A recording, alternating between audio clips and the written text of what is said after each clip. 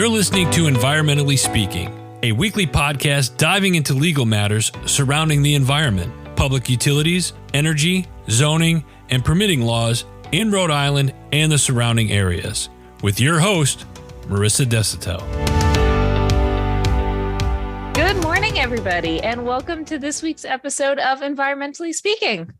Hi, everyone. I'm Marisa Desitel, an environmental attorney, and for the record, it is 12:07, no longer morning.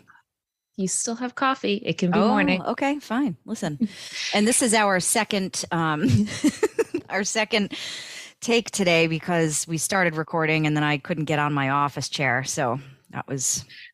We're off to a great start, folks. Yeah. Anyway. Hi, everybody. I'm Clarice, and I'm here asking you not what oil can do for your hair, but what your hair can do for oil. That was a good episode. Thank you. That was gross. Every time I clean the drain or clean my brushes, I'm like, do I save this? No. Nope.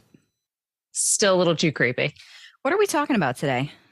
We're going to talk about something a little lighter. So as you folks may know, for us, we're recording on the 24th. This past Saturday, April 22nd, was Earth Day. Yay! So we wanted to do a little recap and talk about what Earth Day looks like across the globe. So I thought it'd be fun to focus on different countries, different celebrations, and see what that was all about. I'm going to throw in a few references to what happened locally on the island, Aquidneck Island, and surrounding towns, because some of those events seemed like quite a bit of fun. But why don't you jump in with what's happening around the globe? Yeah. So I have a list of the top biggest celebrations around the globe, and some of the countries I was surprised by. Some of them I wasn't necessarily surprised by. Can you guess what country has the biggest celebration? Canada. Oh, Canada's up there. Canada definitely makes the top list for sure, but It's Japan. You know what's funny? I almost said Japan, but as a joke. Oh, I wasn't serious. Japan? Yes. What? Why? Yeah. Tokyo usually does a 2-day celebration. Oh, that's awesome. Typically, and folks, forgive me if I'm saying this wrong, Yoyogi Park typically sees about 100,000 visitors. What is it? And it's from what I've gathered, and accepting that Google Translate can be a little rough, it seems to be a 2-day long convention focused on education and teaching folks what things that they can do and change in their home to encourage sustainability. So there's larger global speakings, and then there's like take-home lessons. And then there's family-based activities. So it's really meant to be kind of like an Earth Day fair plus classes. Wow. For 2 days. Yeah. Okay. So Japan coming in at number one. At number one. Surprising. Yeah. There were definitely some surprising ones on this list. So Canada made the list. I was shocked that United States made the list. What number are we in? I was a little bothered. Japan was listed as number one, but then after that, nobody else was listed. What do you mean? Like, it said Japan had, from all the articles I could see, it said Japan is awesome. Notably the biggest. And then everyone Here are else. other top ones. Okay. All right. Anything notable in the U.S. going on? A lot of rallies, teach-ins. I thought this was interesting. In D.C., scientists and civic organizers provide training sessions. For?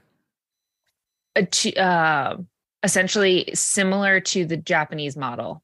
Okay. Apparently it's about sustainability. But I didn't know that there were, in DC, scientists putting together these events and doing that work. So I was kind of bummed that there's not more news coverage of that. Yeah. Well, I can tell you locally, the most, I think, entertaining or interesting event that I saw was hosted by the Tiverton Historical Cemeteries Commission. Tell me more. They invited folks to come out on Saturday from 1 to 4 and clean up the Stone Church Cemetery in Tiverton. You had to bring your own gloves and your own cutting tools, but apparently there was a bit of a, I think it looks like a not only Earth Day cleanup, but a bit of a restoration type event at this particular cemetery. I didn't know that there was an historical cemeteries commission. Like, that's a thing. And Tiverton is a pretty rural town. Yes. It was interesting to me that that's what it looks like that was the most popular event to pop up on patch.com for Earth Day. I love it. I love all of it. Cemetery. I love a cemetery. It also kind of calls back to, I think, our last year's Earth Day episode where we talked about plogging. Yes. And I'm still trying to make plogging a thing. What was plogging? We don't have to run. Can we just walk? Can we just pick up trash and walk? Yeah. And I think there was a road race in Newport, not this past weekend, I think it was the weekend before, where after you were done with the 5K, if that's what you ran in, you had an opportunity to go plogging after the 5K. And I heard it was a very popular event. Oh, that's awesome. What else is going on here? Ooh. There was a lovely cleanup at the Woonasquatucket River, hosted by the Woonasquatucket River Watershed Council, which is the northern part of the state. And some groups were also doing more than just an Earth Day type of event. The Woonasquatucket group did an Earth Month for the entire month of April and organized various cleanups and events, including canoe and kayaking, birding guidance for folks that love birds. And that's actually coming up on the 29th. So if you are at all interested and available in that area, Northern Rhode Island, there's another opportunity to continue with your Earth Day celebration. So that warmed my heart.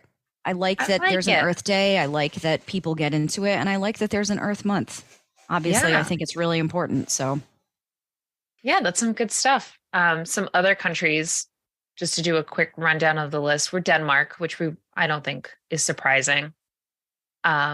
Great Britain does several Earth Day celebrations across the country, most of which have what I thought was interesting is the big focus of most of their events were charitable events to fight climate change. So it was all mostly focused on fundraising versus cleanup.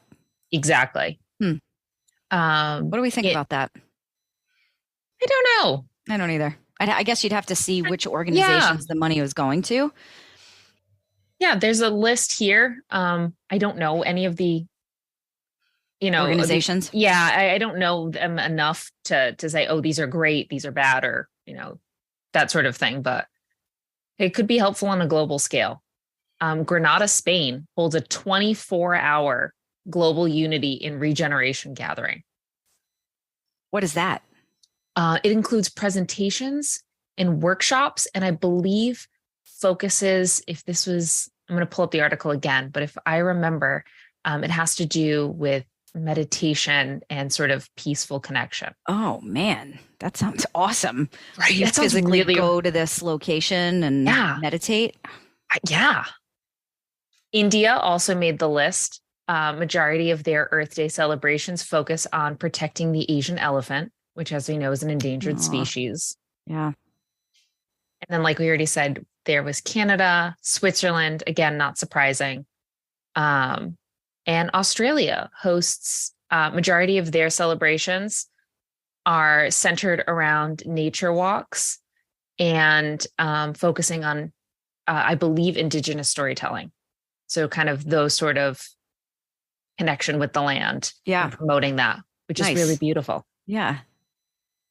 Yeah. So, for a long time, I thought that Earth Day was a really localized thing.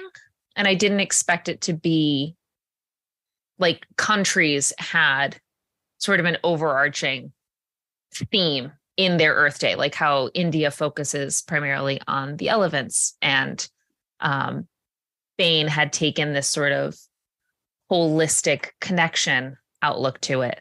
Yep. And had that sort of outlook. So I thought that was a cool thing to research a little bit on.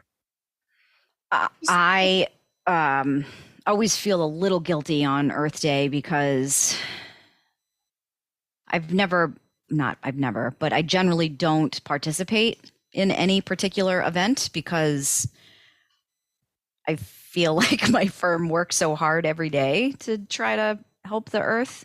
Mm-hmm. But seeing as how there are so many different options now, rallies, fairs, parties, not just cleanups, workshops are available. I'm feeling like next year, 2024, I should make a plan to contribute. Oh, we could go to a workshop together. That would be great. I could finally learn to compost properly. Oh, yeah. We need to call our friend Leo again. Yeah. Yeah. And I know you love cemeteries, so I would even be interested in going outside to see what it is that is happening at all these cemeteries. I'm just looking a little more on Rhode Island Monthly and some other sources, and it looks like cemeteries are a very popular location for Earth Day. Now, it wasn't just Tiverton. Well, that's where you're going to find me, 2024. All right, we'll have to make a plan. And one final thought here. It looks like Earth Day takes place in more than 190 countries and has grown to become the most widely observed non-religious holiday in history. That's cool. I can't believe I'm being positive about it, but hey, facts don't lie. Let's stop the episode here while we're doing good. All right, everybody, tell us what you did for Earth Day. Did you do something big? Did you do something small? Or are you somebody who thinks, you're doing a little every day? So Earth Day is every day. Yeah. I would love to see pictures. If you guys have any pictures that you want to share on social media with us or by email, our email over here is help@desautelesq.com. Thank you.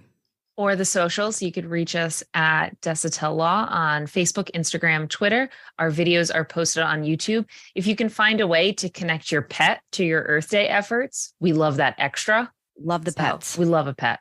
Thanks, guys, and happy belated Earth Day. Bye. Thank you for listening to this episode of Environmentally Speaking. If you're in need of an environmental attorney, we are here to help. Call us at 401-477-0023 or visit our website at www.desautellaw.com.